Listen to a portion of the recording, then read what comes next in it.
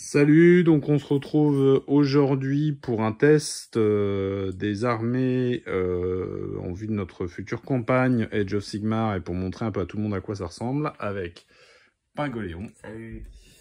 Et Larlock. Je vais d'abord rapidement vous présenter la table. On a 5 éléments de décor, un ici, un ici, un troisième ici, un quatrième là, et enfin un dernier élément de décor au fond. C'est un élément de décor de l'armée du coup qui l'utilise. Voilà. Et du coup c'est un élément de décor optionnel qu'on place avant le placement des armées. Exactement. Ceci n'est pas un élément de décor, ça appartient à l'armée des Ossiarques que je vais utiliser aujourd'hui. Alors, il y a quelque chose d'important à savoir dans Age of Sigmar, c'est que les éléments de décor ont plusieurs propriétés. La première et la plus intéressante généralement, c'est que lorsqu'on place des figurines à l'intérieur d'un élément de décor, on obtient un bonus au jet de sauvegarde des figurines qui se trouvent à l'intérieur. Et en plus de ça, chaque élément de décor va avoir un petit élément particulier représenté par le dé qui se trouve ici. Donc on va vous expliquer à quoi correspond chaque règle des éléments de décor. Donc ce premier élément de décor avec un petit 2 et Pingoléon. C'est ésotérique et ça ajoute un au jet de lancement de dissipation pour les sorciers, tant qu'ils sont à 1 pouce ou moins du coup de l'élément de décor. Voilà, donc c'est plutôt intéressant pour les sorciers. Puisque ceci représente un élément de décor de la voûte de Sigmar, ça paraît logique. C'est exactement la même règle pour celui-ci. On a un petit 2 également ici, donc sur tout cet élément de décor et 1 pouce de cet élément de décor, on est sur un pouvoir mystique. Je vous rappelle qu'à Age of Sigmar, tout se mesure en pouces. Oui, ésotérique, pardon. Tout se mesure en pouces avec ces petites réglettes. Voilà, un pouce. Hein. On en a plusieurs pour chaque joueur. Ensuite, cet élément de décor qui, comme vous pouvez le constater, est déjà en grande partie corrompu par le chaos, dispose de la règle numéro 5. Donc mystique, pardon. Et mystique, du coup, on a un jet de sauvegarde sur 6+ supplémentaire. Donc si on doit subir une blessure, on jette encore un dé après notre jet de sauvegarde raté. Et pour chaque blessure, on doit jeter ce dé. Et sur un 6 ou plus, bah c'est annulé. Voilà, en gros, le pouvoir régénérateur de Nurgle fait que vos blessures ont une chance supplémentaire de se refermer. Mais probablement pas de manière très nette, puisqu'on parle de Nurgle. Comme vous pouvez le constater, la voûte de Sigmar est en partie corrompue, ce qui est dû au fait que les Skaven sont arrivés avant tout le monde, bien entendu. Vous avez ici donc un puits Skaven avec l'effet Warp qui fait que le terrain est également mystique, il encourage la magie des sorciers. Non, c'est ésotérique encore. Ésotérique, pardon, il encourage la magie des sorciers. Et le dernier, là-bas, il est maudit. C'est un truc c'est un hôtel du chaos, donc installé du coup pour aussi Skaven. Et du coup, on peut faire des sacrifices. Et quand on fait un sacrifice, l'invocateur meurt. Et sur 2 ou plus, il s'inflige des 3 blessures mortelles. Et du coup, il peut donner un reroll sur 1 au jet de toucher et 1 au jet de blessure. Voilà, en gros, vous faites un sacrifice sur une de vos unités et en vous blessant vous-même ou en tuant une partie de votre unité, elle est beaucoup plus badass pour la suite du combat. Voilà pour la présentation du terrain. Alors, il y a également mon élément de terrain Ossiarque qui me permet d'utiliser plusieurs petits tricks contre l'adversaire quand il est à 18 pouces. C'est ce qu'on appelle la dîme d'ossement, hein, puisque le principe de mon armée, c'est qu'elle va collecter les ossements des adversaires qu'elle va réussir à vaincre pour fabriquer d'autres éléments de son armée. Je vous expliquerai ça un peu plus tard. On va s'en servir. Voilà, on va passer à la présentation des armées. Salut, on se retrouve pour la présentation des armées. Donc vous pouvez voir en face, elle n'est pas tout à fait finie de peindre, mais mon armée Ossiarque. Donc il y en a pour que je ne dise pas de bêtises, un certain nombre de points Ossiarque, 790 points très exactement. Et 770 pour moi. Et 770 pour Pingoléon. Il aura donc droit à un triomphe gratuit puisqu'il a moins de points que moi dans son armée. Alors, je vais vous présenter déjà les caractéristiques générales d'une armée Ossiarque. Donc, ce sont des guerriers de la non-vie, ils ont donc tous un jet de sauvegarde invulnérable, ce qu'on appelle un Feel No Pain, à 6+, quand ils reçoivent des blessures ou des blessures mortelles, puisque ce sont des morts-vivants, ils ont une bonne encaisse. L'avantage de l'armée Ossiark, c'est qu'elle a ce qu'on appelle immunité à la dissidence, ce qui fait qu'elle n'a jamais de jet de morale à faire, les morts-vivants ne s'enfuient pas. Et de plus, ils n'utilisent pas le principe général des points de commandement de la plupart des armées de Age of Sigmar, mais ce qu'on appelle des points de discipline inflexibles. Vous le verrez au début du premier tour. J'en gagne un certain nombre en fonction des figurines de mon armée, lorsque j'ai des suzerains, comme ce général, ou des héros, comme ce magicien, je gagne des points supplémentaires. Et en plus, je jette des dés pour chaque unité de mon armée, et sur un 6, j'ai une chance d'avoir un point supplémentaire. Et ces points me permettent de faire des petits tricks en cours de jeu qui sont assez sympathiques. Alors, on va passer à la présentation des membres de l'armée en tant que telle. Ma première unité est le général de mon armée, donc c'est ce Lige Caballos. Je n'ai pas choisi de légion particulière puisqu'on a fait une première partie de test avec Emmerich et j'avais pris une légion Élite Petrifex qui était beaucoup trop badass et on a choisi de ne pas l'utiliser pour le tournoi. Donc là, je fais un tournoi sans allégeance. Parce que la partie était beaucoup trop longue. À chaque fois que je lui tuais des figurines, il en avait d'autres qui revenaient à cause d'une certaine unité que du coup il a également enlevé, qui faisait revenir toutes les unités que je tuais quasiment, qui étaient à 3 pouces ou moins de lui. Donc c'était une partie quasiment interminable. Ouais, c'était beaucoup trop frustrant, surtout pour des nouveaux joueurs. Donc mon général a un trait de commandement qui s'appelle l'acolyte sombre, ce qui fait qu'il est également magicien en plus d'être un guerrier, et donc il a un sort supplémentaire qu'il connaît, qui est le sortilège, que je ne vous dise pas de bêtises, drain de vitalité, qui permet de faire relancer les 6 à une unité adverse si j'arrive à le lancer. Il a également comme artefact le Home de l'ordre. Donc le Home de l'ordre a une capacité particulière. Il ajoute 1 au jet de touche pour les attaques des unités Ossiark, Bone Reaper, amis et de leur monture, tant qu'elles sont entièrement à 12 pouces ou moins du porteur. Ok. Ensuite, j'ai ici un mortisan Bone Shaper. Comme vous pouvez le voir sur la figurine en tant que telle, il est en train de refaçonner le corps d'un guerrier. Donc c'est une unité qui a la capacité de ramener des points de vie aux unités Ossiark qui sont à proximité. Donc c'est plutôt pratique. Il a un sort particulier qui s'appelle donc le sort renforcement des armes de Nadirite, qui permet à mes petits guerriers de faire des touches supplémentaires sur un 5+, au lieu d'un 6+. Je vous rappelle que tout se joue avec des D6 à Warhammer Age of Sigmar. Ensuite, mes 2 lignes de bataille sont 2 lignes de garde Mortec. Merci Pingoléon d'avoir modifié ça. Donc chacun a une bannière, un chef que vous pouvez voir là à l'arrière, et également tous les 10 soldats, j'ai le droit d'en avoir un qui a une épée à 2 mains qui fait un petit peu plus mal. D'accord? Voilà, bannière, le chef là qui est devant, et l'unité avec l'épée à 2 mains. Ok? Et enfin, en pièce d'artillerie, qui n'est malheureusement pas peinte, mais elle le sera pour le jour J, j'ai un Mortec Crawler, qui est une gigantesque catapulte sur pattes, qui me permet d'avoir une bonne puissance de projection assez loin, et qui, on l'espère, sera un peu plus efficace qu'à la dernière partie. Voilà pour la présentation de l'armée Ossiark. On se retrouve en face pour la présentation de l'armée de Khorne. On se retrouve maintenant pour la présentation de l'armée de Blades of Khorne. Donc vas-y Pingoléon, je te laisse présenter. Bah, je vais faire comme l'Arlog, je vais présenter globalement mon armée de base. Moi de base mon armée elle va se servir de la mort de toutes les unités, donc dieu du sang. À chaque fois qu'une unité, donc soit une unité tout seul, héros comme ça, soit un groupe de figurines qui fonctionnent ensemble, va mourir, je vais gagner 1 point de dîme de sang. Et en fonction des points de dîme de sang que j'ai, je peux invoquer certaines figurines prédéfinies dans mon manuel. Et que du coup, je pourrais invoquer en supplément dans mon armée. Ensuite, j'ai pris la Slaughterhost des Faucheurs de la Vengeance.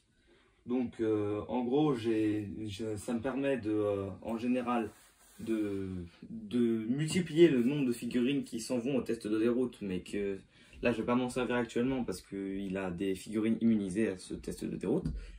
Et sinon, j'ai un trait de commandement supplémentaire, un artefact de pouvoir et un aptitude de commandement.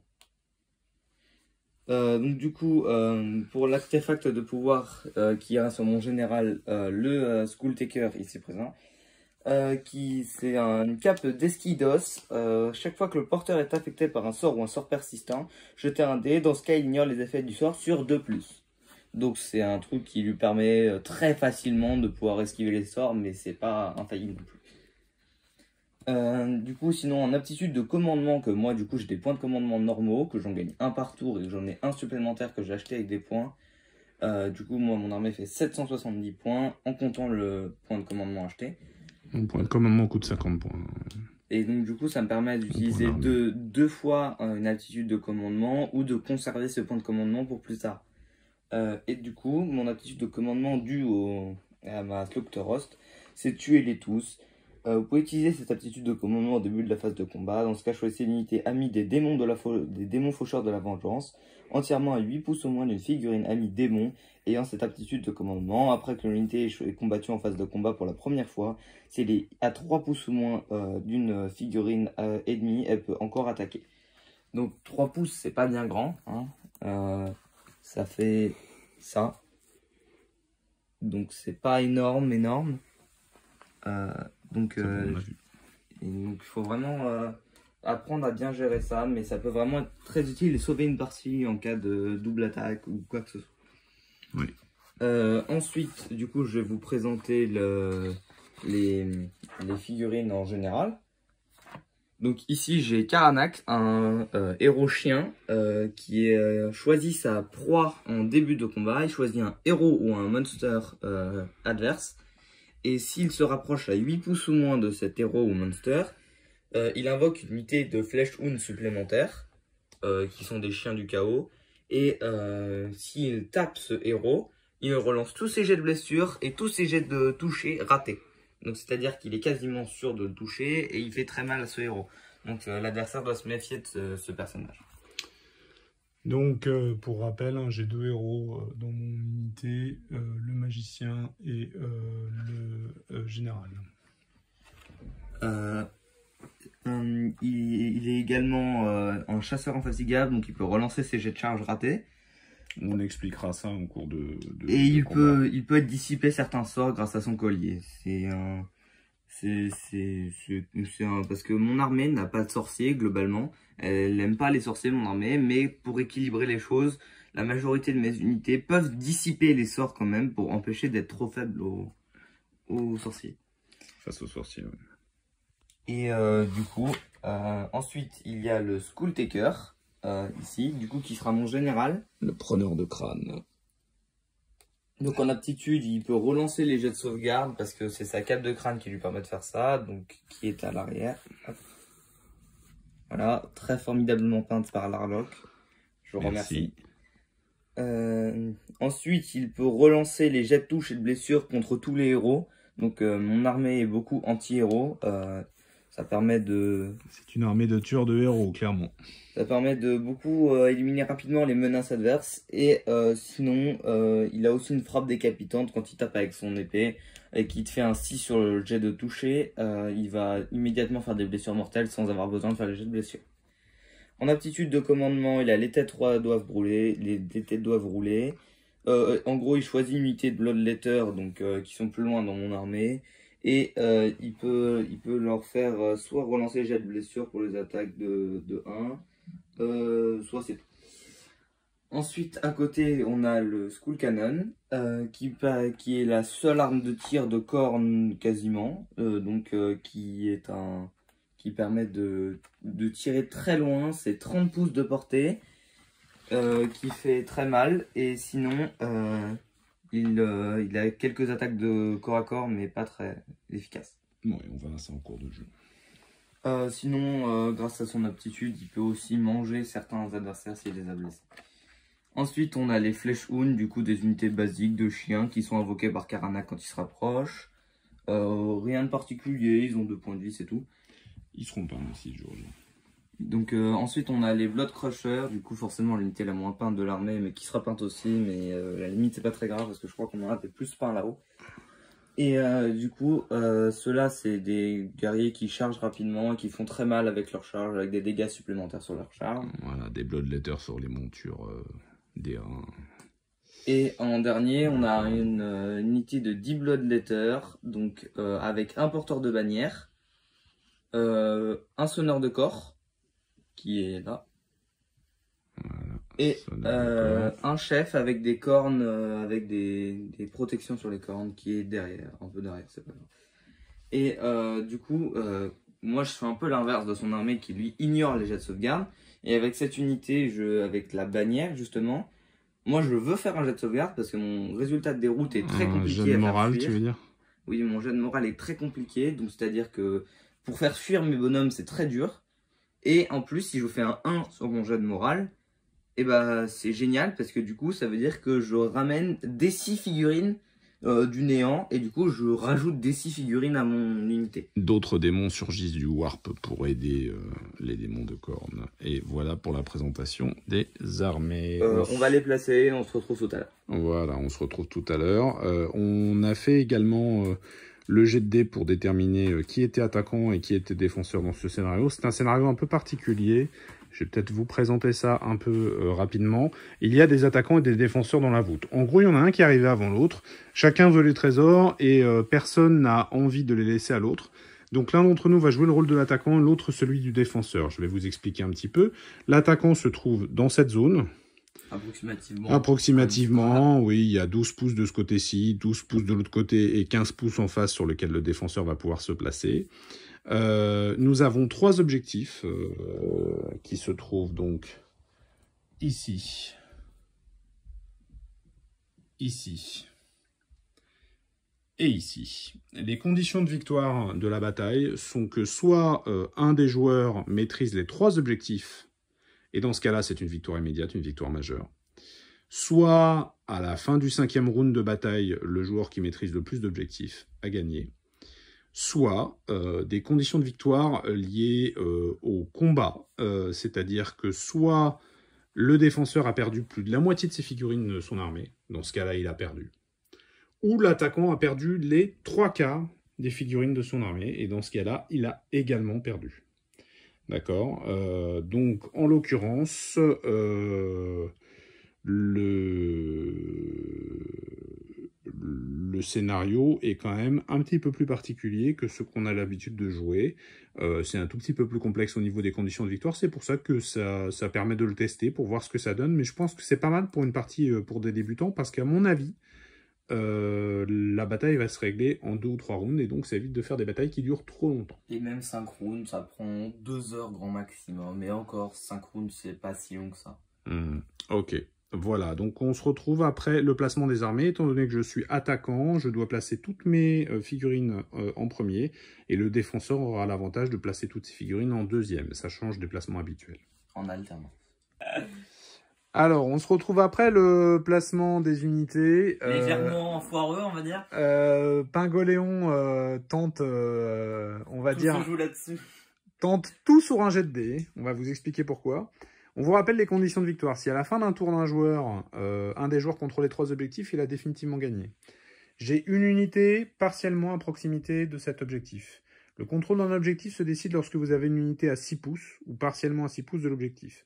Ici, il y a une seule unité partiellement à 6 pouces, c'est la mienne, donc j'ai le contrôle de cet objectif. Ici, j'ai 5 unités à proximité de l'objectif, à moins de 6 pouces. Donc j'ai le contrôle de cet objectif. 5 figurines, pardon, pas 5 unités. Ici, j'ai 8 figurines à proximité de l'objectif. Je me suis mis volontairement à la limite de mon territoire. Lorsque lui place ses figurines en tant que défenseur, il ne peut pas se mettre à moins de 9 pouces de mes figurines. Et comme il est à 5 pouces de l'objectif, hein, puisque je suis à 4, ça rajoute 5, donc il est à 5 pouces, il n'a que 7 figurines à proximité de l'objectif. Si jamais je gagne le jet de dés au moment du démarrage de la partie, j'ai même pas à bouger mes figurines, j'ai le contrôle de 3 objectifs, j'ai gagné la partie. Mais Pingoléon est joueur. Donc, il a décidé de jouer comme ça. Il a placé son Skull Cannon à la limite ici. Comme ça, il a un bonus de voilà. jet de sauvegarde. Il peut tirer sur approximativement tout ce qui est sur le champ de bataille, sauf ceux là-bas. Mais comme ils sont tout seuls, bah, je m'en fous un peu. Et il a placé ses Skull Crushers ici avec l'objectif, pas dissimulé du tout, d'aller récupérer l'objectif du centre. Je ne me trompe pas. Bon non, je veux courir comme un gros dératé, puis voilà. Voilà. Et je fais mon malin sur l'histoire du jet de dés, mais déjà j'ai jamais eu de moule au jet de dés. Et en plus... c'est interdit. Voilà, une des règles principales, parler de sa chance au dé est interdite dans les règles. C'est vrai. Une règle que l'Arlanque a du mal à assimiler. Et en revanche, si je n'ai pas l'initiative, je pense que je vais me faire piler parce qu'il a quand même mis beaucoup de monde en face, dont, pour rappel, Karanak. Et lorsque Karanak sera à moins de 8 pouces de mon héros, qui est sa cible, il va pouvoir invoquer 5 chiens supplémentaires. Donc des comme ça. Voilà, ça en fera 5 de plus. Donc là, par contre, si j'ai pas le premier tour, je suis sûr que je perds le contrôle de cet objectif. Et en plus, il y a des chances que je perde une bonne partie de l'armée, parce qu'entre le Skull Cannon et les 2 tiers de son armée qui vont me piler, je pense que je vais être mal. Donc, c'est aussi un pari pour moi, mais ça paraît extrêmement éducatif pour une vidéo d'apprentissage. Qui montre qu'en fonction de ton placement des unités, bah, tu peux tout perdre d'un coup ou tout gagner d'un coup. Voilà. Donc, à la limite, j'ai envie de dire, le reste de la partie est important, mais enfin bon, si tu sais pas placer tes unités, t'as perdu. Voilà. Et donc, on va pouvoir faire le fameux jet de dés de la mort. Donc, je récupère un de mes dés. Je propose qu'on les jette en même temps pour conserver le suspense. 3, 2, 1, go. 5. 4. Yes! Voilà, donc il vient de sauver sa partie. La partie va durer plus que 2 minutes. Exactement. Donc il peut choisir qui attaque en premier.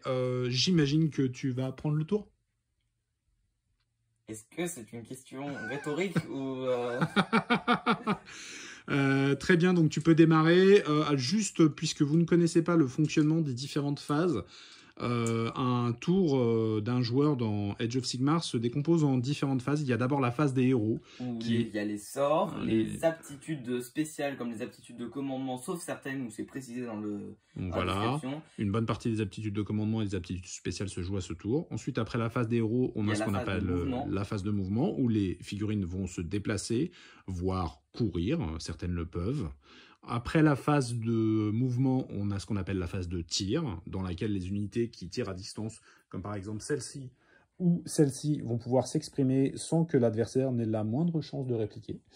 Et après cette phase de tir, on a ce qu'on appelle la phase de charge, la phase préférée de Khorne, où on jette des dés pour aller piler les adversaires en face. Et après ça, on a la phase de combat, où les unités vont s'affronter l'une après l'autre. La seconde phase préférée de Khorne. Exactement, en démarrant par les unités de l'attaquant. Et c'est une unité après l'autre. Une unité de l'attaquant, une unité du défenseur, une unité de l'attaquant, une unité du défenseur. Et enfin, après ça, on a ma phase préférée, la phase de déroute, puisque moi, toutes mes unités sont immunisées, mais pas celle de l'adversaire. Et c'est aussi une des phases préférées de Khorne, parce que sur ces petites unités, s'il fait un 1, comme il l'a expliqué tout à l'heure, il ramène du monde en plus. Et ça marche aussi pour cela, me semble-t-il. Non, parce que j'ai pas de bannière sur cette unité. D'ailleurs, je sais pas, parce que j'avais une troupe avec j'avais des comme ça, avec une bannière et un... Ah oui, de Khorne, je sais pas où ils sont passés. Ils sont à côté. En fait, j'avais préféré mettre ceux-là parce qu'ils sont sur des socles réglementaires. Les autres sont sur des socles plus larges qui désavantagent Pingoléon. Mais si tu en es d'accord, on peut considérer que l'une des figurines que tu ça me gêne pas particulièrement parce que du coup, comme ils ont pas le truc, ils ont plus d'attaque et ils font plus mal. Donc, ok. Eh bien, tu peux démarrer par ta phase des héros. Que vas-tu faire pendant cette phase? Bah déjà, je vais utiliser soit des aptitudes de commandement, bah je vais voir, parce que comme j'ai un point de commandement en plus, au lieu de pouvoir en utiliser une comme les points de commandement, je vais pouvoir en utiliser 2 ou conserver mes points de commandement supplémentaires. Donc parmi ceux qui ont des aptitudes de commandement, j'ai lui, et c'est tout. On va peut-être laisser Pingoléon choisir ses aptitudes et on se retrouve juste après pour qu'il vous décrive ça. On se retrouve après la phase de héros et la phase de mouvement de Pingoléon. Donc... la phase de mouvement était plus active que la phase d'héros, on va dire, parce qu'en fait, je me suis rendu compte que toutes mes aptitudes de commandement, etc., s'activent en phase de combat. Donc en phase des héros, ma phase d'héros va être rapide, il n'y a rien. C'est digne de corne. Du coup, j'ai directement fait ma phase de mouvement. J'ai déplacé approximativement toutes mes figurines ici. Je les ai rapprochées de leur mouvement. Donc 8 pour celle-ci, 5 pour celle-ci, 5 pour celle-ci, 8 pour celle-ci. Voilà. Donc, de ce côté-là... Je pense que je perds l'objectif déjà à ce stade. De ce côté-là, du coup, avec les Blood Crushers, j'ai fait une course. Donc ça veut dire qu'ils ne pourront pas charger, malgré leur aptitude à charger très puissante, on va dire. C'est une des meilleures unités qui chargent de jeu, parce qu'ils font des dégâts mortels quand ils chargent et ils augmentent leur touche. Je viens de perdre un deuxième objectif. Et j'ai déplacé mon Skull Cannon qui était dans l'angle ici pour avoir un accès de 30 pouces donc, sur toute la carte. Donc si je veux tirer sur ici je peux, ici je peux, ici je peux, ici je peux, ici je peux. Globalement il peut flinguer toutes mes figurines sur la map. Donc j'ai ramené Karanak assez près de sa cible, du coup le magicien. Ce qui fait que grâce à son talent qui lui permet d'améliorer la horde quand je me rapproche de ma cible, je suis à moins de 8 pouces, du coup je peux invoquer des flèches wound supplémentaires, ce que je vais faire maintenant. Donc il faut qu'ils soient à 9 pouces de Karanak, donc ils sont obligés d'être dans les 9 pouces de Karanak, donc je vais les mettre en ligne sur le côté. Est-ce qu'ils doivent être éloignés des figurines ennemies ou pas? Je peux regarder ça tout de suite. Alors, ceux-là ne sont pas encore peints, mais ça ne saurait tarder non plus pour le jour J, parce que, étant donné qu'il a Karanak dans son armée, il va forcément, systématiquement, les invoquer contre l'ennemi en face, à moins que son... À plus de 9 pouces des figurines ennemies également. Ouais, ok. Donc, je pense que je vais... Comme c'est du 9 pouces, 8 pouces, je vais mettre les deux règles à côté et je vais voir ce que ça me donne comme fenêtre. Donc c'est 9 pouces des figurines ennemies et dans les 8 pouces de Karanak, c'est ça? C'est ça. Donc à partir de là, je peux les mettre par ici. Hop, comme ça, je suis à 9 pouces des adversaires. Et t'es à moins de 8 pouces de Karanak? Et du coup, je vais devoir les faire apparaître en arc de cercle pour qu'ils soient tous à 8 pouces de Karanak. Ouais, on y est à peu près. On n'est pas tellement... on n'est pas à un pouce près sur ce genre de truc, honnêtement, on se prend pas trop la tête. Hein, voilà. Hop. Voilà, donc ils sont à peu près tous à 8 pouces. Peut-être lui qui est peut-être à 8 pouces et demi. Ouais, ça va aller. Ça fait pas 9 pouces, mais ça fait pas 8 pouces non plus. Donc, du coup, ça va être la phase de charge, mais du coup, ceux-là, comme ils ont couru, ils ne peuvent pas charger ni tirer, mais comme ils n'ont pas d'arme de tir. On a la phase de tir avant. Ah oui, la phase de tir, effectivement, c'est une de mes phases préférées. Je vais tirer probablement sur ta catapulte, qui est une de tes armes les plus dangereuses, parce qu'elle tire encore plus loin que le mien, il tire à 36 pouces. 36 pouces, ça fait mal, avec des compétences qui permettent parfois de toucher directement. Donc, plus elle va être affaiblie, moins elle va faire mal, donc c'est l'objectif. Ok, donc tu as un jet de toucher et ensuite un jet de blessure. Tu touches sur combien? 3+, reine de moins 2, dégâts de D6, et en cas d'échec, j'ai choisi un triomphe qui me permet de relancer mes jets de touche, et je pense que je vais l'utiliser dès le premier round si je rate mon jet de touche, pour permettre de être quasiment sûr de toucher... Ça fonctionne sur une unité, donc tu utilises sur cette catapulte. Donc si je rate mon jet de touche, je pense que je l'utiliserai pour relancer parce que faut vraiment que je l'affaiblisse dès le premier tour, sinon elle fait très mal. Ok. Donc 3+, c'est un échec, j'utilise mon triomphe. Ouais. 4+, ça touche. Le jet de blessure, 3+ également. 3. Oh là là là là. Rend de moins 2, est-ce que tu as un jet de sauvegarde? On explique le principe brièvement du rend. Alors le rend, c'est quelque chose qui... améliore la difficulté du jet de sauvegarde de l'adversaire, donc il y a une statistique prédéfinie dans sa description d'unité. Oui, ma catapulte a un jet de sauvegarde de 4+, ça veut dire que sur un 4 ou plus, sur un D6, j'évite les dégâts. Et comme il a un rend de moins 2, ça veut dire qu'il faut que je fasse un 6 ou plus. Donc sur un DS, c'est une chance sur 6. Voilà, donc je vais faire immédiatement mon jet de sauvegarde.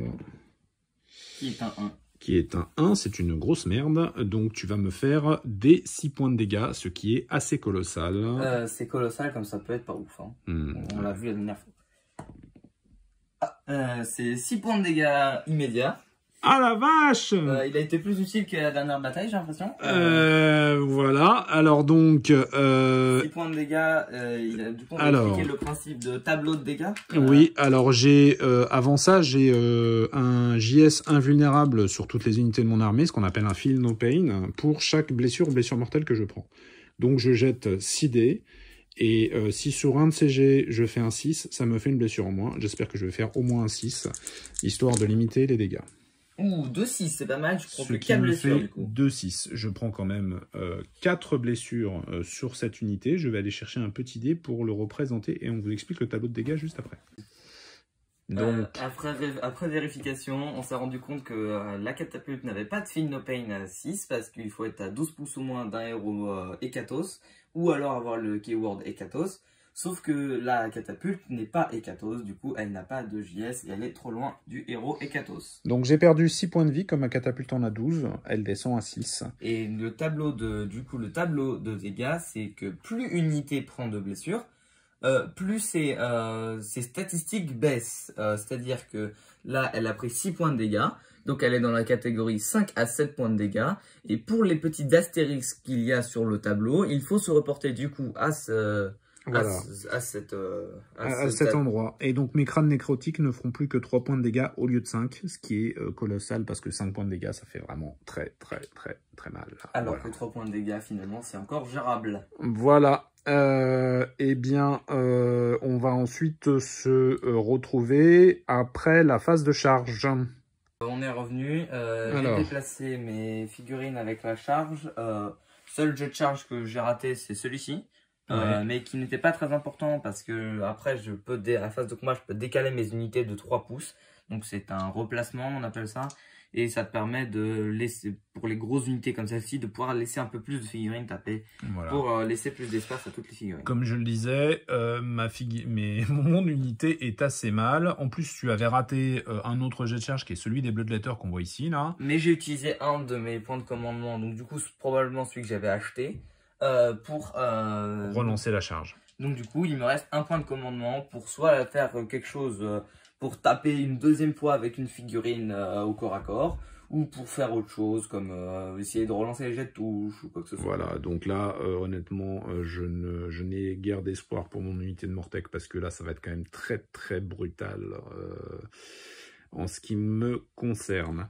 Donc du coup, en termes de charge, Karanak a fait un score assez médiocre, il a fait 4. Donc il était là, il s'est déplacé de 4 pouces. J'aurais espéré qu'il fasse un peu plus pour qu'il puisse contourner et taper sa cible, pour lancer ses jets de touche et de blessure à la fois, voilà, donc pour être quasiment sûr de le tuer. Surtout que ma cible régénère les autres guerriers, donc bien évidemment il aurait tout intérêt à essayer de s'en débarrasser. Donc le Skulltaker a fait un petit peu meilleur score, mais 6 c'était pas génial non plus, donc je l'ai mis là. Eux ils ont fait 10, donc malgré le fait qu'ils devaient contourner l'objectif, ils ont pu faire le tour. Enfin ils ont fait 10 sur le deuxième jet du coup, le premier était à 3. Et du coup, les chiens ici, ils ont fait 7, je crois, et ils se sont décalés. 7, ouais. Et ils se sont décalés, donc du coup, comme ça. Donc les plus près se sont décalés, les plus loin se sont rapprochés. Et je me décalerai pour qu'ils puissent tous taper. Et on rappelle que les Blood Crushers ne peuvent pas charger puisqu'ils ont couru le même tour. On va passer à la phase de combat. Est-ce que tu comptes utiliser une aptitude particulière via des points de commandement au début de ta phase de combat? Je vais regarder, mais je crois que c'est pendant la phase de combat. Donc en fait, je crois que mes aptitudes de commandement, je peux les utiliser un peu quand je veux pendant la phase de combat. Il me semble que l'aptitude Reaper of Vengeance te permet de faire une activation supplémentaire d'une de tes unités. C'est ça. Et je me demande si c'est pas avant les choix de tout le monde, ce qui te permettrait d'attaquer 2 fois avec une unité. Non, il est précisé dans le truc que une fois que l'unité a déjà tapé, je peux utiliser cette aptitude pour la faire retaper sur un second tour. Donc ça veut dire que je la fais pas taper 2 fois, c'est que je tape, après tu pourras taper, et seulement après je peux utiliser mon aptitude pour te retaper, donc ça te laisse quand même un tour de répit. D'accord, oui, effectivement, je sais que Slaanesh a une habilité un peu du même genre qui est encore pire parce que lui, il peut te taper 2 fois d'affilée. Mais bon, les figurines de Slaanesh sont moins brutales que celles de Khorne, donc j'imagine qu'avec Khorne, ça aurait été beaucoup trop violent. Ok, donc comme tu es l'attaquant ce tour-ci, c'est toi qui démarres, tu choisis quelle unité tu veux activer pour me défoncer la gueule. Sur le premier tour de l'attaquant, à la phase de combat, il faut jeter un dé pour savoir si on gagne ou on perd un point de commandement. Donc pour l'Arlok, ce sera du coup un point de discipline inflexible parce qu'il n'a pas de point de commandement, mais c'est l'équivalent des Ossiarques. Et moi, du coup, si je perds mon point de commandement, ça va beaucoup m'empêcher de faire énormément de dégâts sur mes figurines. Non, mais c'est uniquement pour l'attaquant. C'est uniquement pour l'attaquant. Ouais, uniquement pour l'attaquant. Toi, tu crains rien en tant que défenseur. Bah alors, je vais jeter mon dé. C'est sur un combien que tu perds un point de discipline inflexible? C'est un jeu opposé, mais ce sera pendant ma phase. C'est pas tout de suite. Ah oui, non, c'est vrai que je suis défenseur. Mais comme c'est moi qui attaque, je vais inverser. Ouais. Excusez-moi, c'est ma faute. Du coup, je pense que je vais taper directement avec mon général parce qu'il fait extrêmement mal. 3 attaques à 3 plus, 4 plus, je crois. Je vais vérifier le Skulltaker, 3 ouais. plus 3 plus, il me semble. Mais... 3 plus 3 plus 3 plus 4 plus et qui fait 3 points de dégâts, voire 3 points de dégâts mortels sur des 6 sauts touchés. Donc c'est très très très violent. C'est du 3 plus 3 plus avec un rend de 2-1. Donc ça fait très très très mal. Alors, j'ai des points de discipline inflexibles que normalement je peux utiliser même pendant la phase de mon adversaire, mais ce n'est valable que si j'ai joué au moins un tour, et en l'occurrence je n'ai pas encore joué, donc je n'ai même pas pu calculer mes points de discipline inflexibles, donc je ne peux même pas utiliser certains de mes pouvoirs, comme un notamment qui me permet de relancer mes jets de sauvegarde. Donc là, c'est les conditions idéales pour lui. S'il veut piler mon unité, c'est le bon moment. Donc du coup, je pense que à la limite, je vais même tenter avec mon dernier point de commandement si je peux relancer mes jets de touche ou de blessure, je verrai en fonction de mon résultat. Mon résultat n'étant pas ouf, je pense que je vais utiliser mon dernier point de commandement avec lui pour du coup faire... Ah non, il choisit une unité de Bloodletter. Il est Bloodletter, il a le Keyword. Oui, mais il doit choisir une unité Bloodletter, Stéphane. C'est pas une unité Bloodletter, c'est une unité de Bloodletter, je crois. Je vais vérifier après ta remarque pertinente. Je pense qu'il peut l'appliquer à lui-même, mais... Une unité de Bloodletter. Ah ouais, donc il ne peut pas. Donc il s'est raté. C'est pas grave, j'utiliserai probablement mon aptitude de commandement pour retaper avec lui au prochain. Donc ça va être à moi. Non, j'ai réussi une blessure. Ah, t'as réussi une blessure, pardon. Mais c'est juste que j'en ai raté 2 sur 3, donc c'est encore une. Donc c'est un rend de -1 sur tes soldats et c'est 3 points de blessure. Ok, rend de 2-1, donc c'est un JS à 5+. 5, réussi. C'est réussi. Ça va être à moi d'agir. Je vais te transmettre. Ça n'a pas été très utile. Je vais te transmettre la caméra. Hop, changement de caméra. Ok. Alors, donc je vais commencer par mes guerriers Mortek. Donc j'ai droit à un piling de 3 pouces. Hein, donc par exemple, ces deux-là peuvent se déplacer jusqu'ici, ce qu'ils vont faire bien volontiers. Voilà. Ici. Et ici. Et les autres ne peuvent probablement pas faire grand. Ouais, les autres, bah, il y en a peut-être un voilà, qui va se rapprocher de lui et un qui va se rapprocher comme ça.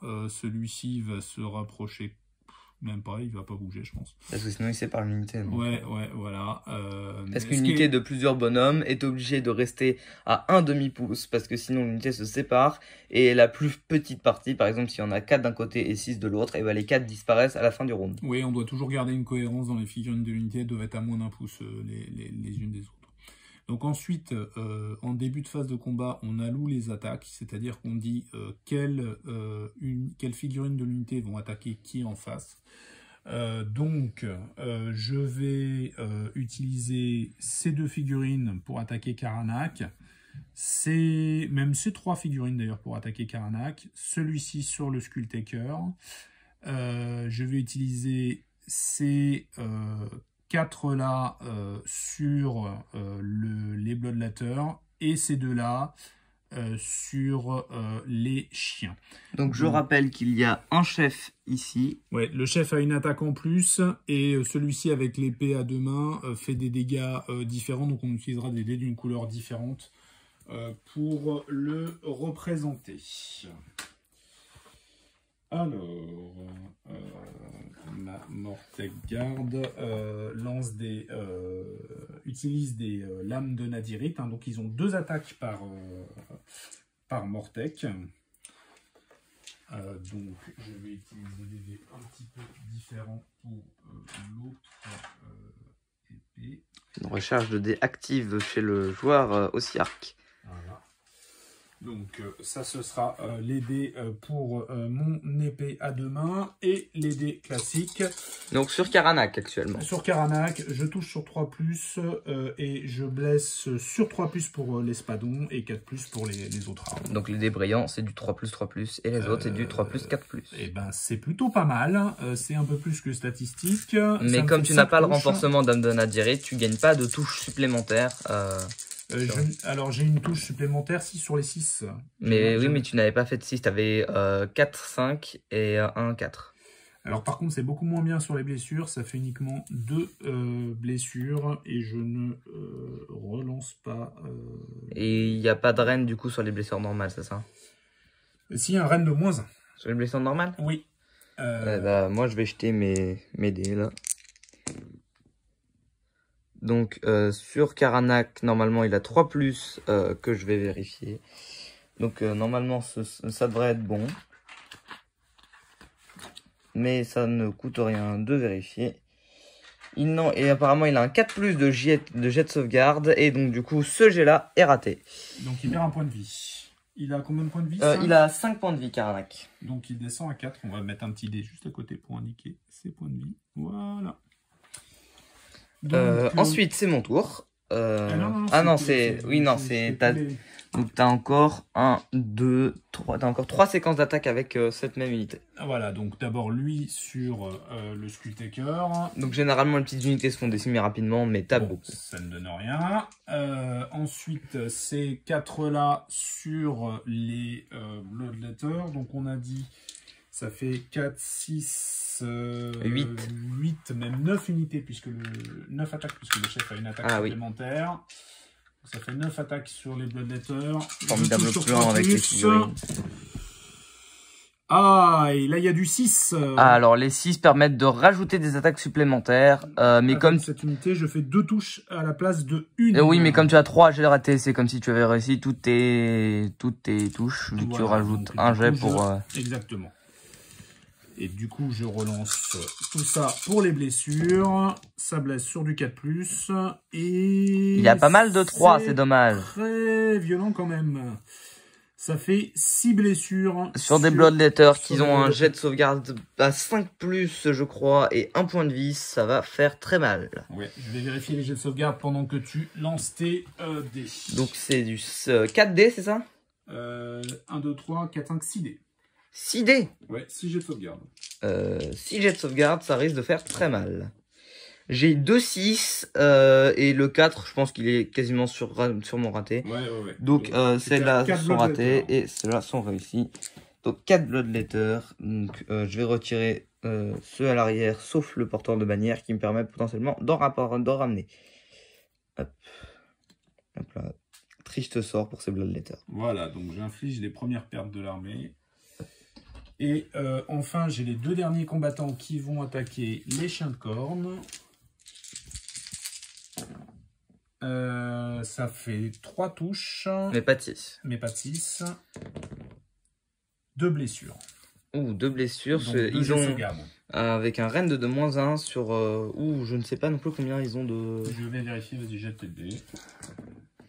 J'ai un 4 et un 2, donc je pense... Non, avec un rend, je pense pas. C'est des chiens. Karanak a 4+, donc ils ont probablement... Ils ont un JS à 5+, donc il te fallait un 6. Donc j'en ai un des chiens qui s'en va. Hein. Oui, parce qu'ils ont 2 points de vie chaque. C'est meurtrier pour les chiens aujourd'hui.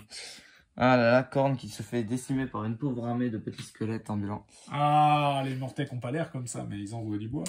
C'est pas pour rien qu'ils coûtent beaucoup de points, ceux-là. Hein. Ouais, ils coûtent cher, mais ils les valent. C'est donc à toi, je vais reprendre la caméra pour l'ensemble de tes séquences d'attaque restantes. Et là, c'est juste moi qui vais en prendre plein les mirettes, puisque de toute façon, j'ai plus d'unités qui peuvent attaquer. Donc tu vas pouvoir activer toutes tes unités les unes après les autres. Donc du coup, je vais utiliser mon point de commandement pour faire réactiver celui-ci, le point de commandement de ma Slugterhost, qui permet de réactiver une unité après qu'elle ait déjà tapé. Okay. Donc je n'ai actuellement plus de point de commandement après cette action. Okay. Mais il peut quand même retaper, donc, et en espérant qu'il fasse mieux tout à l'heure. Ça marche. Donc cette fois-ci, j'ai un 6 qui fait directement 3 blessures mortelles. Ouais. Et mon autre touche, qui est cassé. Ouais. Hop. Oula. Au milieu des Bloodletter. Qui est un 4 qui touche. Donc tu as 3 blessures mortelles. Alors, plus du coup un gilet de sauvegarde, arène de moins 1. Ok, alors donc du coup, sur les 3 blessures mortelles, cette fois-ci, ils sont bien à proximité d'un héros avec le Keyword et Katos. Donc, j'ai droit à mon Feel No Pain.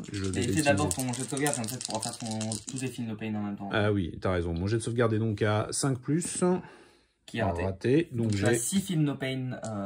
Il fait 2 points de dégâts par attaque. Il fait 3 points de dégâts par attaque. 1, 2, 3, 4, 5, 6. Donc j'ai 6 Feel No Pain. J'espère que je vais faire un peu de 6 pour limiter les dégâts. Un seul 6. Donc tu as la moitié de ton unité qui est illégale. Quel côté décide-t-il d'enlever? Et là, à partir de là, ça va faire mal. Alors, quel côté je vais dégager? C'est une bonne question. C'est une bonne question. Dans tous les cas, normalement, les Bloodletters peuvent taper après. Parce que si tu en enlèves 5 ici, il y en a qui peuvent taper de ce côté. Si tu enlèves 5 ici, il y en a qui peuvent taper de ce côté. Donc, à toi de voir comment est-ce que tu les enlèves. Je vais dégager ces deux-là. Pour éviter du coup que je puisse taper avec Karanak. Et ça voudra dire retirer l'espadon du coup.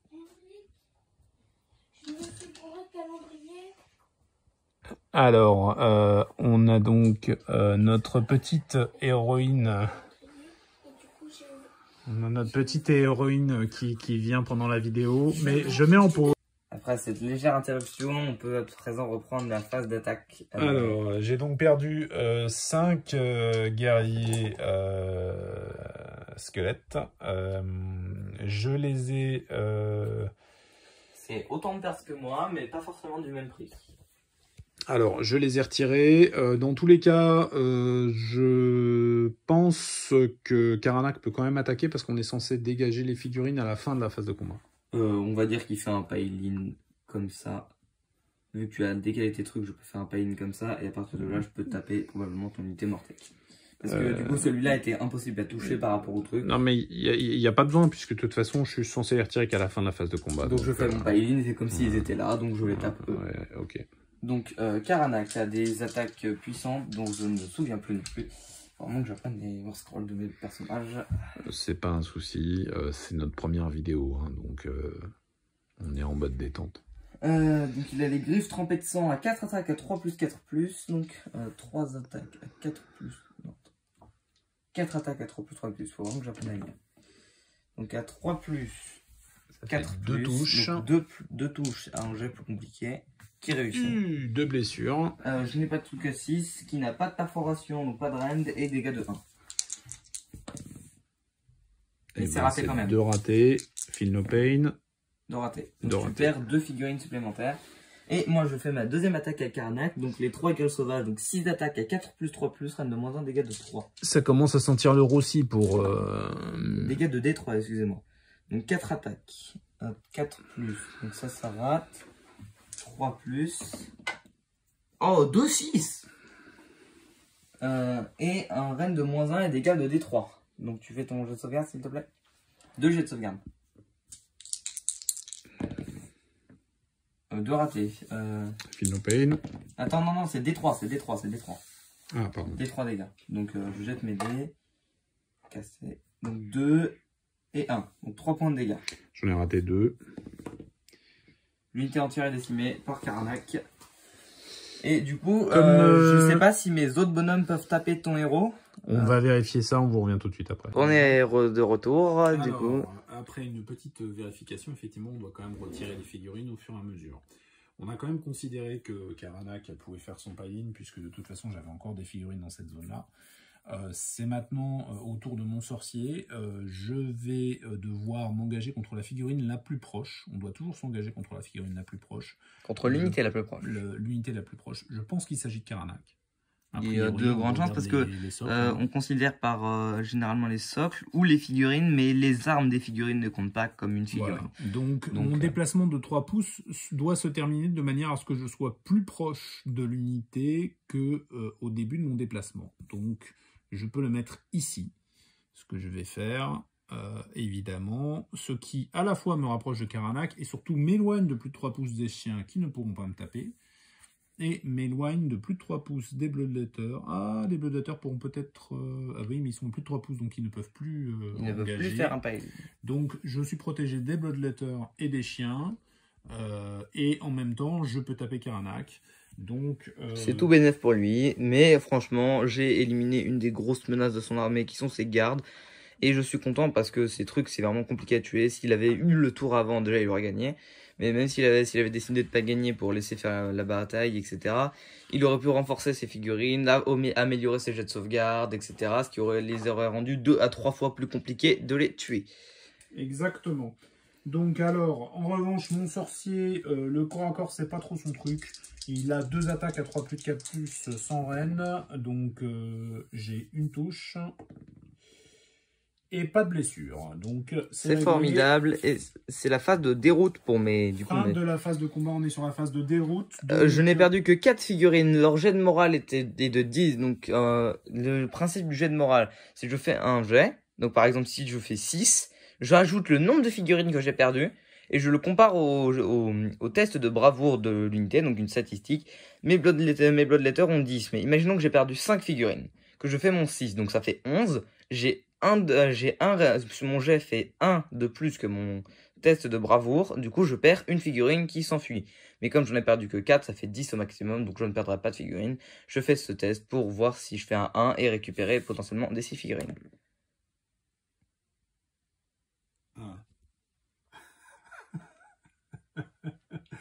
Damn, le warp se déchire. Donc des 6 figurines. Et des 6 figurines. Donc il y a 2 Bloodletters supplémentaires qui viennent donner un coup de main à leurs potes. Et du coup, les 2 petits Bloodletters qui étaient morts tout à l'heure, bah ils reviennent. Voilà. Je vais faire revenir le chef parce que j'avais pas fait gaffe que j'avais enlevé le chef. Et tu me donnes l'autre figurine s'il te plaît. Ouais. Merci. On est donc sur la fin du premier tour pour les troupes de Khorne qui maîtrisent 2 objectifs. Un là-bas, parce qu'il n'a qu'une figurine et j'en ai 3. Un ici, parce que j'ai plein de figurines. Et lui, il n'en a plus, parce que son magicien est à plus de 6 pouces actuellement. Et par contre, il détient toujours le dernier objectif, parce qu'il a toujours ses figurines qui étaient placées dès le début. Eh bien, on va passer à la phase numéro 1 pour les Zosiarques. On se retrouve tout à l'heure. C'est bon. Eh bien, donc, c'est à ma phase en tant qu'Ossiarque. Donc, déjà, je vais utiliser l'aptitude de mon Nexus d'ossement. Très bien, je vais choisir d'infliger le châtiment d'angoisse sur l'unité de Skull Crusher. Sur un 4 ou plus, elle devra soustraire 1 au jet de touche des attaques qu'elle effectue jusqu'à ma prochaine phase des héros. D'accord? Donc je jette mon dé. 3, donc ça ne fonctionne pas. Ça démarre plutôt mal. Je me demande s'il servira un jour ton gouvernement. Alors, ensuite, on va passer à la phase de mouvement. Juste avant ça, petite précision, il a eu 2 points de discipline inflexible avec 7 figurines parce que c'est un suzerain et c'est un héros, donc ça fait 2. Plus 1 pour celui-là, mais son jet pour obtenir des points supplémentaires pour chaque unité n'a pas marché. On se retrouve après la phase de mouvement.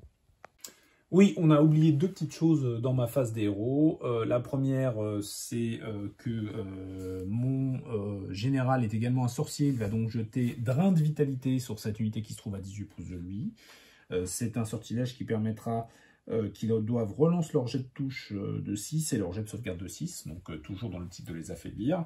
C'est un sort qui a un jet de lancement de 6 ou plus, donc je vais le tenter.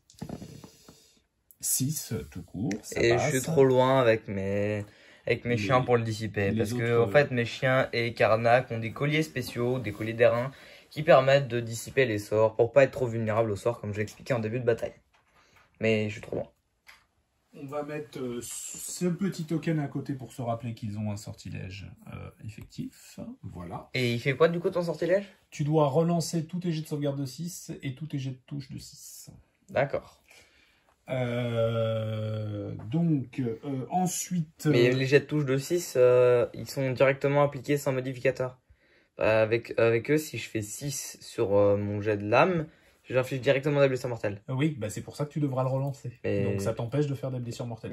T'as une priorité sur ça ou comment ça se passe? C'est le sortilège qui passe en premier. D'accord. Bon bah alors dans ce cas-là, il faudra que je fasse 2 x 6 pour faire des blessures mortelles. Ça risque de commencer à être compliqué. D'où l'intérêt de le jeter sur ce genre d'unité. Et lui va tenter un trait magique, une sorte de projectile magique sur Karanak pour lui infliger, si je fais 5 ou plus, une blessure mortelle, ou si je fais 10 ou plus, des 3 blessures mortelles. Là. On est parti. 8. Donc, tu tentes de dissiper le sortilège. Donc moi, j'ai un collier spécial que si j'arrive à dissiper avec mon sortilège, donc il faut que je fasse plus de 8. Donc, 8, ça ne passe pas. Il faut que je fasse 9 ou plus pour dissiper. Et si je dissipe, tu prends des 3 blessures mortelles. Je crois savoir qu'il est dissipé d'après ce résultat. Des 3 blessures mortelles. Je prends donc 2 blessures mortelles. Et le sort n'a aucun effet, évidemment. Korn n'aime pas les lanceurs de sorts. Voilà. Eh bien, c'est tout pour la phase héros. On se retrouve après la phase de mouvement. Sachant que lui ne peut pas se déplacer parce qu'il est au corps à corps. Ah, si, il a également un pouvoir quand même qu'il veut utiliser après son sortilège. Hein, il va l'utiliser sur lui, puisque de toute façon, il ne peut plus l'utiliser sur personne. Mode Lordos, il peut choisir une unité aussi arc à 6 pouces ou moins et lui guérir jusqu'à 3 blessures. C'est au début de la phase ou c'est... Pendant ma phase. Pendant ta phase bon, voilà, bah... donc il va se guérir. Hein. Hop, voilà. Bon bah voilà, bon bah du coup on verra après ce que ces troupes-là et peut-être celui-ci a fait. Bah à toutes. De retour sur la fin de la phase de mouvement, donc j'ai reculé ma catapulte parce qu'il faut savoir que c'est le genre de petit objet qui ne peut tirer que sur les unités qui sont à plus de 6 pouces d'aile. Donc j'ai tout intérêt à la reculer pour que j'ai 6 pouces par exemple avec cette unité. Ensuite j'ai fait une retraite stratégique avec mon sorcier, ça veut dire qu'il ne pourra pas attaquer ni tirer, mais là on s'en fout, hein. Je l'ai déplacé de 5, de toute façon il va probablement se faire attraper. Mais l'objectif, c'est si jamais il survit au prochain tour de Korn, de faire la jonction avec mes unités qui se trouvent ici. Et de pouvoir lancer un sort. Voilà, et donc mon Lich Cavalos s'est déplacé de 10. J'ai utilisé un point de discipline inflexible pour ajouter 3 de mouvement à mon unité de Mortek.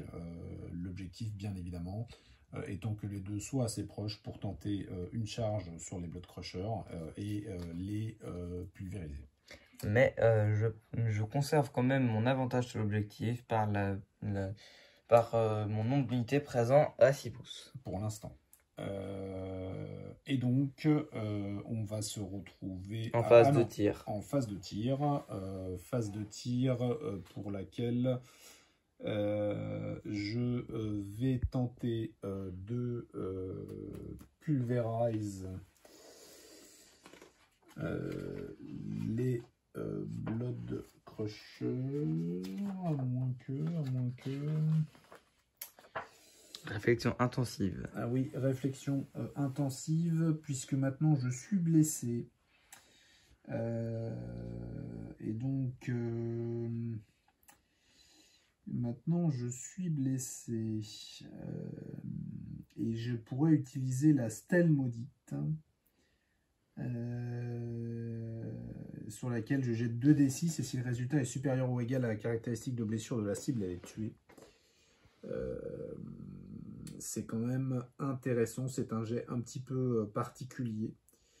La stèle maudite, c'est un truc que je peux utiliser une fois par bataille. Je n'ai pas de jet de touche ni de séquence d'attaque. À la place, je choisis une figurine ennemie à portée, je jette 2d6, j'ajoute le modificateur de stèle maudite. La particularité, c'est que le modificateur descend au fur et à mesure que mon unité est... Donc ça devient de plus en plus dur à faire. Et blessé, donc ça devient de plus en plus facile au contraire à faire. Ah, ça devient de plus en plus facile de l'autre. Et si le résultat est supérieur ou égal à la caractéristique de blessure de la cible, elle est directement tuée. J'avoue que je suis bien tenté de l'utiliser sur le Skulltaker, qui est quand même une grosse menace, puisqu'il a à lui tout seul quasiment wipé une partie de mes Mortek. Et il est, je pense, largement à 36 pouces. Il a 5 points de vie. 18 et 18, 36. Largement. Il est largement dedans. Je jette 2d6, si je fais 5 ou plus, il est directement tué, ce qui serait quand même tout à fait intéressant. C'est soit sur lui, soit sur Karanak. Je pense que je vais l'utiliser... ah oui, il y a Karanak aussi qui relance tous ses jets contre... Les deux relancent tous tes jets contre ton héros. Non, je vais l'utiliser sur Skulltaker. Donc, je lance ma stèle maudite. C'est quoi ton modificateur? J'ai pas de... Mon modificateur est de 0 là, à l'heure actuelle, puisque je suis sur 5. Donc en gros, si tu fais plus de 5... Si je fais plus de 5. Si je n'avais pas été blessé, j'avais un modificateur de moins 3. Donc il aurait fallu que je fasse 8. Ouais.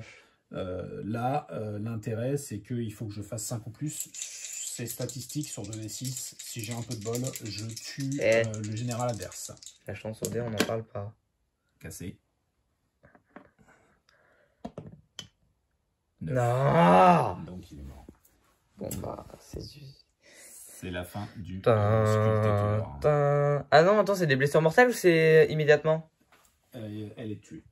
Parce que j'ai un truc de spécial. J'ai ma cape qui permet de relancer chaque blessure. C'est un film no pain à 6. Il n'y a pas de précision de blessure mortelle, mais on peut t'accorder, on va dire, un jet de sauvegarde à 6. Bah oui, parce que du coup, c'est une tape. C'est un 3. Un raté. Bon, donc, bah, c'est une mort digne d'une figurine très bien peinte. Hein. Je le redis, mais je suis toujours impressionné. Parce que c'est pas moi qui l'ai peint. Hein. Voilà, il s'en va. Il rejoint ses camarades au cimetière. Cimetière des morts de bataille. Ok, on se retrouve après la phase de charge. Bah, on peut la faire là, sinon. C'est rapide, il y a deux bonhommes qui chargent. Voilà, donc lui va charger en direction de 4 pouces. L'adversaire, 4 pouces. Et ce sera 3 pouces pour les autres, on a déjà regardé tout à l'heure. Ça fait 8, 5 et 3, 8. Donc 8, ça me permet de le placer ici. Hop. Je vais le mettre là. Crac. Et pour les Mortec, donc là c'est un jet important aussi, ils sont à 3 pouces, mais il faut que je fasse le maximum possible pour pouvoir les placer. Et le jet est prévu pour qu'un double 1 puisse annuler une charge. 8. Ça c'est pas bon pour moi ça. Non, c'est pas bon du tout pour toi, parce que 8, ça me permet de les placer jusqu'ici. Et c'est surtout parce que mes bonhommes sont plus forts à la phase où ils ont chargé, parce qu'ils ont des bonus sur tous leurs jets de touche. Et en plus, ils font des dégâts en arrivant, donc ils sont quasiment sûrs d'exterminer une petite unité en arrivant. Mais quand ils n'ont pas chargé, ils sont beaucoup moins forts. Et du coup, je pense qu'avec le piling, toutes ces figurines pourront taper. Donc, Voilà, et en plus, ce qui m'intéresse, c'est qu'elles seront à moins de 12 pouces de mon général. Et donc, je vais bien entendu utiliser à la fois son artefact et un point de discipline inflexible pour utiliser les éléments suivants que je vais vous détailler tout de suite. J'ai le home de l'ordonnée qui fait que je peux ajouter un jet de touche pour les attaques des unités Ossiarques, amis et de leur monture tant qu'elles sont entièrement à 12 pouces du porteur. Donc à la fois lui et ce sera sur l'ensemble de cette unité-là. D'accord, donc ils ont un +1 au toucher. Tout à l'heure, j'ai également parlé du fait que j'allais utiliser une aptitude de commandement à ma phase de combat. Et je vais l'utiliser tout de suite. Son aptitude, c'est Devoir éternel. Je peux l'utiliser à n'importe quelle phase de combat. Si je le fais, je choisis une unité aussi Arcami qui est entièrement à 12 pouces ou moins d'une figurine qui a cette aptitude. J'ajoute 1 à la caractéristique d'attaque des armes utilisées par l'unité choisie à cette phase. Comme il me reste 2 points de discipline inflexibles, je vais l'utiliser à la fois sur le Liège Cavalos et sur les Mortec. Donc je pense que là, mes pauvres petits bonhommes, ils vont mourir. Et je vais commencer par les Mortec. Donc je vais faire un pile-in à 3. Et donc a priori, hein, toutes les figues sont au contact. Voilà. Crac. Parce que je les déplace un petit peu dans ce sens-là aussi pour faire... Donc ça fait 2 par unité, ça fait 20. Plus le chef, 21 jets, donc ça fait beaucoup. Non, ça fait plus que ça, puisque j'ajoute 1 à la caractéristique d'attaque. Ah oui, donc ça fait plus 10, ça fait 31 attaques. Qui touche avec un +1 grâce au home de l'ordonnée.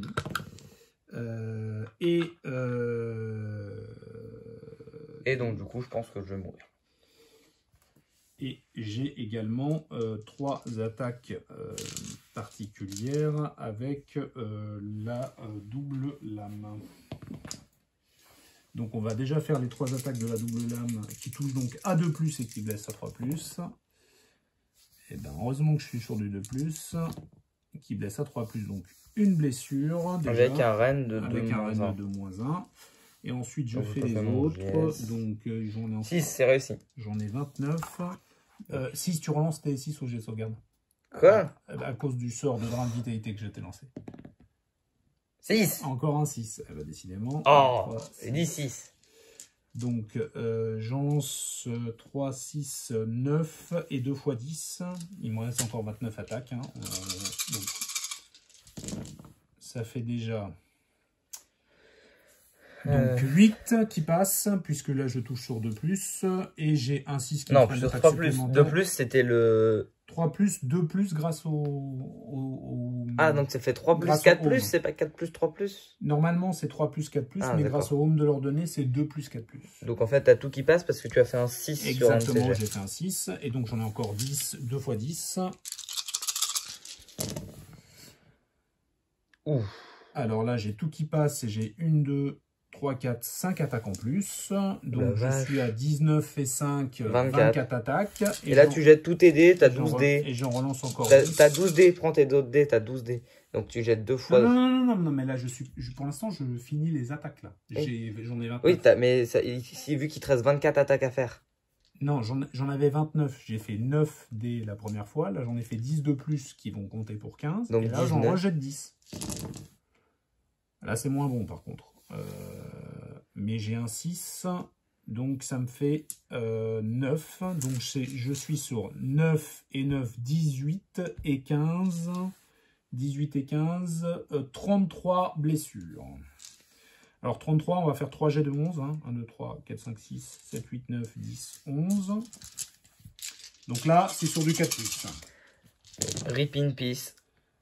Alors, c'est pas très stat pour la première. Ça fait 1, 2, 3, 4. Ça fait 5 blessures pour la première. Si c'est stat, j'ai rien dit. Ça fait... 1, 2, 3, 4, 5, 6, 7, 8 pour la deuxième. Donc 5 et 8, ça fait déjà 13. Donc ça veut dire que là, déjà, avec 13 jets de sauvegarde, je pense qu'ils sont morts. Parce qu'ils ont 5 points de vie par bonhomme. Ou 4. Ou 3. Donc 13. 13 et 5 de plus. 13 et 5, 18. Ça fait donc 18 jets de sauvegarde avec un renne de 2, -1. Donc ça fait 18 jets de sauvegarde à 5+, sur des figurines qui sont 4 points de vie. Donc je vais te passer le truc parce que j'ai plein de jets à faire. Ouais, hop. Et je retrouve plus le reste de mes lignes parce qu'ils sont dans la poche. Hop. Donc j'ai que 6 dés, donc je vais faire 3 x 6. 3 x 6. Donc à 5 plus 1, 2, 3. Donc j'en ai 3 réussis. Donc ça fait déjà 3 Donc, points de vie perdus. il faut que j'en réussisse 12. 3 plus 1. Oula, donc là j'ai déjà pris 8 blessures. Ça fait déjà 8 blessures. J'en ai déjà 2 morts. Ouais, encore Et là il faut que je réussisse au moins 4 du coup. 1, 2, 3, ils sont morts. Ah bah, voilà. Là, t'as pris 3 blessures, non? Non, j'ai pris 4 blessures. J'ai réussi que 2 jets. Alors, on va vérifier ça dans la vidéo. Du coup, j'avais effectivement perdu mes jets parce que Larlock avait oublié que j'avais un renne de -1 du coup à 5+, et du coup le 4 ne passait pas. Et du coup, personne ne peut taper, ils sont tous morts. Bah voilà, c'était à peu près certain vu la puissance de ces pauvres petits squelettes bien nuls, mais qui sont pas si nuls que ça finalement. C'est surtout le général qui les booste et les points de discipline inflexibles que j'ai complètement cramé à mon tour. Donc là, maintenant que les Ossiarques ont agi, on va être sur un nouveau round. J'ai récupéré le contrôle de cet objectif, je contrôle cet objectif, donc je contrôle 2 objectifs. Pour l'instant, il n'y a pas de point de victoire lié aux objectifs, hein. C'est simplement élimination de l'armée, ou celui qui en contrôle le plus à la fin du 5e round, ou celui qui contrôle les 3. On va chacun jeter un dé pour savoir qui démarre au round suivant. C'est important parce que si je réussis le lancer, je peux faire un double tour, puisqu'il a pris le premier tour, ce qui serait évidemment tout à fait intéressant. Si on fait une égalité, dans ce cas-là, c'est au tour de Corne de jouer. Donc on jette le dé simultanément. Attention, suspense. Eh bien, c'est un double 1, on relance. Bah non, égalité, c'est au tour Ah de bah corne non, de oui, jouer. c'est vrai, c'est égalité, pardon. Donc c'est au tour de corne de jouer. C'est au tour de corne de jouer, ce qui va, je pense, bien t'arranger. Donc la phase des héros, la même que d'habitude, sauf que c'est encore plus rapide, vu que j'ai même plus d'aptitude de commandement possiblement utilisable, vu que j'ai plus de général. Tu as un général en second qui est désigné dans ce cas-là lorsque ton général est mort. Bah le seul héros qui me reste, donc c'est Karanak. C'est Karanak qui devient ton général en second et qui peut te permettre d'utiliser les aptitudes. Mais enfin bon, du coup ça va pas servir à grand chose. Je vais juste déplacer rapidement mes bonhommes. Donc je pense que je vais pas me casser la tête. J'ai 8 pouces avec eux, ils vont se rapprocher. J'ai 5 pouces avec eux, ils vont se rapprocher. Lui il va encore, lui il va peut-être reculer parce que c'est un peu dangereux pour lui de rester trop près. Donc il peut tirer sur tout le monde, ça ne le gêne pas. Et puis on fait ça tout à l'heure, on se rejoint après. On se retrouve après la phase de mouvement de Pingoléon. Alors tu nous expliques brièvement ce que tu as fait?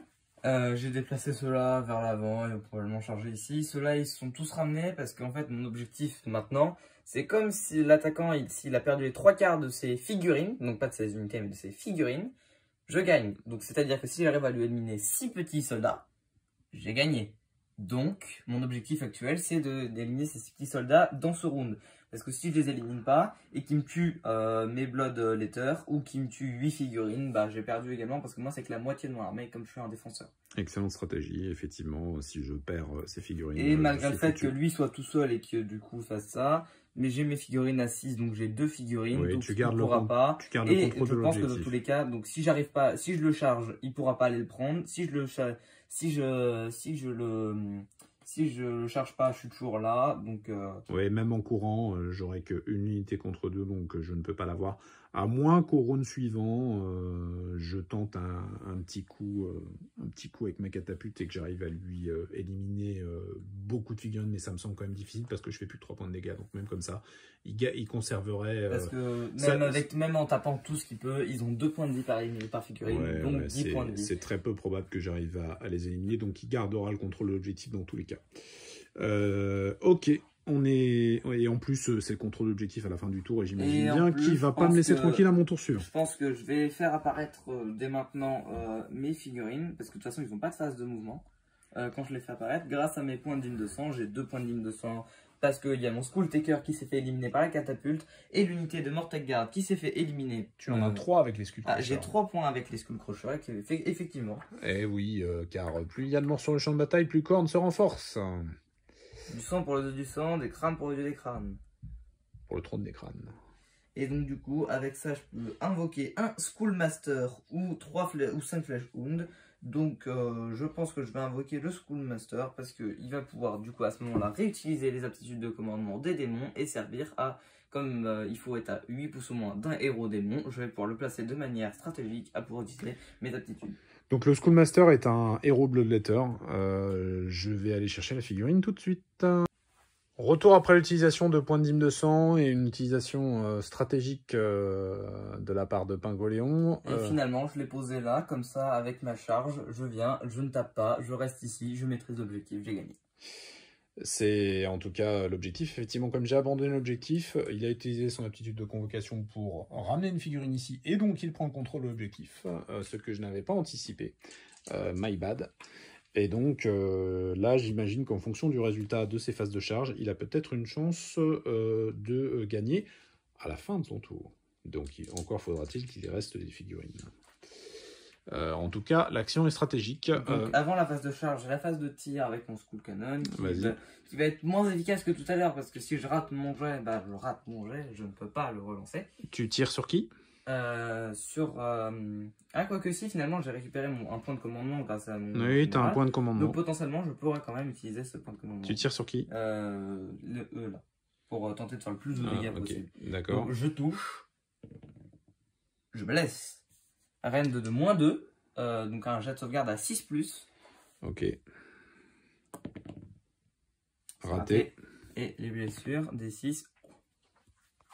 Si tu te fais pas un seul feel no pain, j'ai gagné. C'est un jet difficile en prévision.